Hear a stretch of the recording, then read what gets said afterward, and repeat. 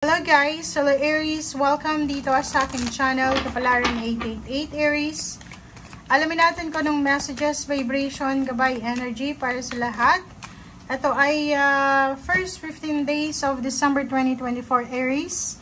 Ang blessing na matatanggap mo for the first 15 days ng December is a blessing on a resolution. 27, 7, 8, 9. So nakikita ko sir dito na siguro for the past 9 weeks or 9 months or 9 years, hirap ka na gumawa ng solusyon sa mga problema mo or nahihirapan kang ayusin yung mga dapat ayusin. But dito sinasabi sa iyo Aries na for the first week ng December, yung blessing na matatanggap mo dito is makukuha mo lahat ng solusyon, resolution sa mga problema mo or sa kung ano man to na kailangan ng solusyon or answer. Okay? Okay. Next dito, tingnan natin kung ano pa ang gustong sabihin sa'yo ng post. Ito siya. Okay.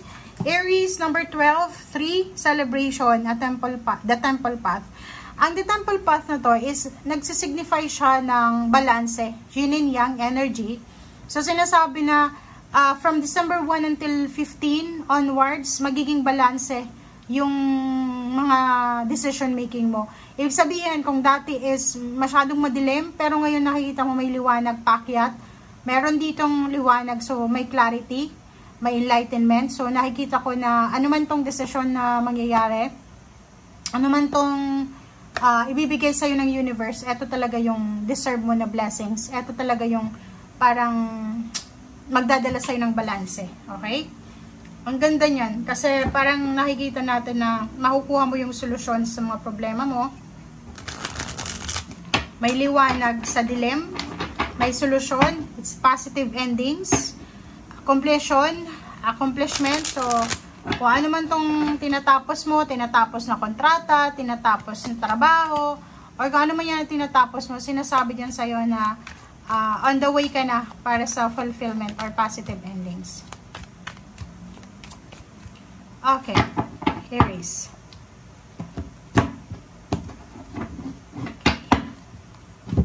First card natin is Ten of Earth. Wow! Aries, comment down below, ikaw ba ay nangangailangan ng pera? Or ikaw ay may hawak na pera? Kasi nakikita ko sir dito, posibleng yung iba, nangangailangan kayo ng lump sum of money. It's either 10,000, 100,000, 1 million, parang ganon. Or pwedeng may binibenta kayong inheritance, bahay, ari-arian, sasakyan. Nakikita ko na posibleng makukuha nyo itong lump sum of money na to.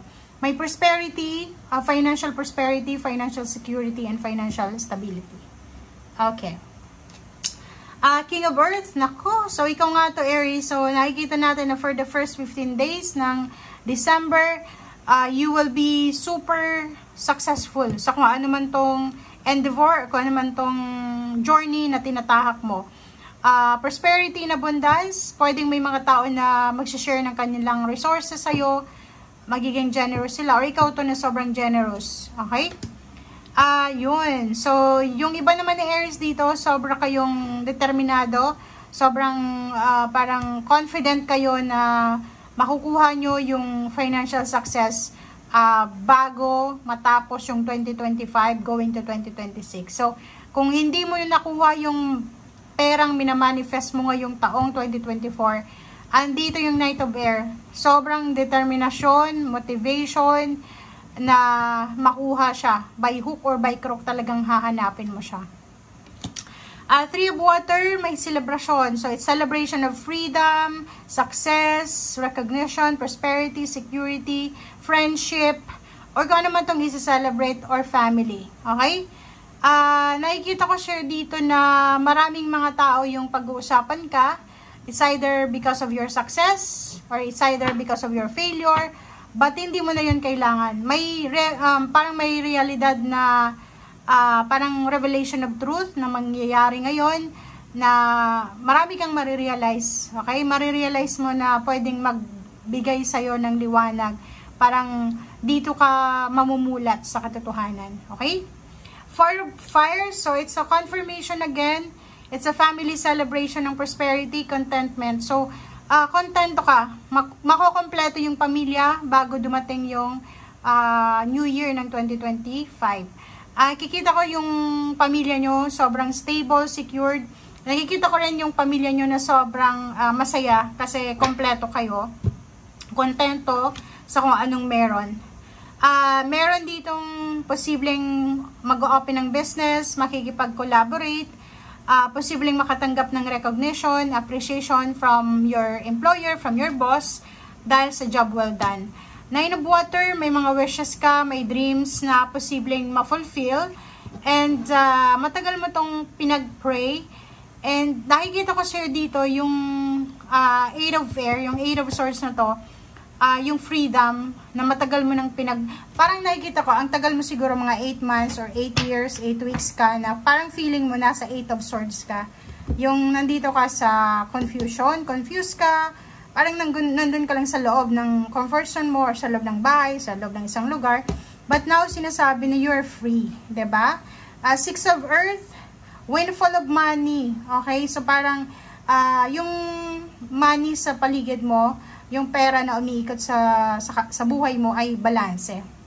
May darating, may lumalabas, may mag-share sa'yo ng resources, ang money, mayroon ka din na i-share, parang gano'n. So, balanse siya. Okay.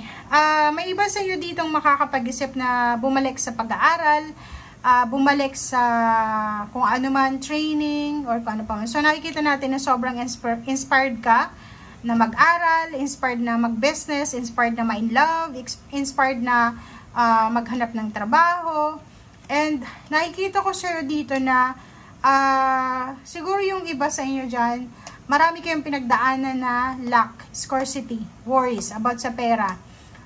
Marami kang gustong gawin dati na hindi mo magawa kasi nasa restrictions ka. But now, marirealize mo ngayon na yung nangyari sa'yo sa past, diba? Yung, for example, nawalan ka ng trabaho, nawalan ka ng negosyo, humina yung benta sa negosyo, nawasak yung pamilya, nawasak yung foundation.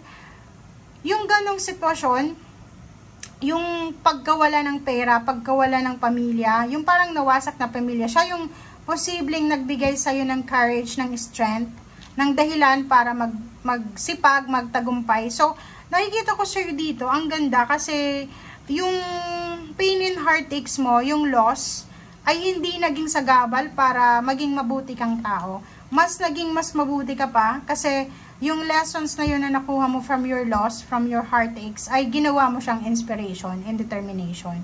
Okay? Nakikita ko sa'yo dito na isang water sign, Pisces, Scorpion, Cancer, ang posibleng fire sign din. And then, same energy, earth signs, lahat ng zodiac signs nandito, supportado ka sa kung anumang plano mo sa buhay. Nakikita ko sa'yo dito na excited ka kasi may oportunidad na posibleng papasok sa buhay mo, in maybe it's new job, new source ng income, new talent, new skills na madidiscover mo na pwedeng makatulong sa'yo para makapagsimula kang makapag-ipon ng pera, makapagbago life-changing event sa buhay mo, mabago yung mentalidad mo, and then mabago lahat sa loob kaloob-looban mo sa labas. So nakikita ko sa'yo dito, parang bagong buhay to, bagong buhay, bagong pag-asa. Nakikita ko yung balance sa pera, alam mo na yung priority mo sa ngayon. Nakikita ko yung emotion mo sobrang malinis yung emotion mo, malinis yung kaloob-looban mo. Ang ganda ng energy na to, okay? Thank you guys for watching and see you again. Bye!